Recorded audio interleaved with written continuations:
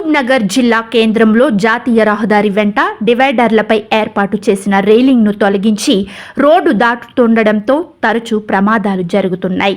కొందరు వ్యాపారులు స్వార్థంతో పట్టణంలో రహదారిపై ఏర్పాటు చేసిన రైలింగ్ను తొలగించి వినియోగదారులు తమ వద్దకు వచ్చేందుకు వీలు కల్పించారు. రైలింగ్ తొలగింపు డేంజర్గా మారి ప్రమాదాలకు కారణమవుతోంది. ఉదయం తల్లిదండ్రులు ప్రమాదమని తెలిసినా తమ పిల్లలను తీసుకొని హడావిడిగా తొలగించిన రైలింగ్ మధ్య నుండి పిల్లలను స్కూల్ బస్సుల వద్దకు దాటిస్తున్నారు. మరికొందరైతే సెల్ ఫోన్లలో మాట్లాడుతూ రోడ్డు దాటుతూ తొలగించిన రైలింగ్ మధ్య నుండి వెళ్తూ ప్రమాదాల బారిన పడుతున్నారు.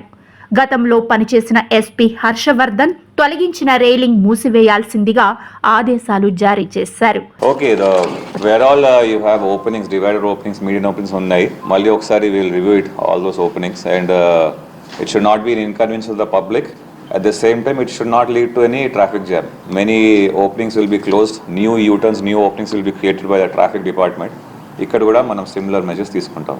ఎస్పీ ఆదేశాల మేరకు స్పందించిన అప్పటి 2 టౌన్ సిఐ ప్రవీణ్ కుమార్ తొలగించిన రైలింగ్ ను మూసివేయించారు. తర్వాత ఎవరూ పట్టించుకోకపోవడంతో కొందరు వ్యాపారులు బరితెగించి రైలింగ్ తొలగిస్తూ తమ దుకాణాల వైపు జనం వచ్చే విధంగా వీలు కల్పిస్తున్నారు. ఇవే ఇప్పుడు ముప్పుగా మారాయి. పట్టణంలోని రద్దీగా ఉండే ఏనుగొండ, పద్మావతి కాలనీ, మెట్టుగడ్డ, న్యూటౌన్ తదితర ప్రాంతాల్లో వ్యాపారస్తులు రైలింగ్ తొలగించారు. ఇవి ఇప్పుడు ప్రమాదాలకు కారణమవుతున్నాయి. చెట్లు ఏపుగా పెరగడం, రాంగ్ రూట్లో జనం ఎవరు ఎక్కడ నుండి వస్తారో తెలియక వాహనదారులు ఇబ్బంది పడుతున్నారు. తొలగించిన రైలింగ్ను మూయించి ప్రమాదాలు జరగకుండా చూడాలని ప్రజలు కోరుతున్నారు.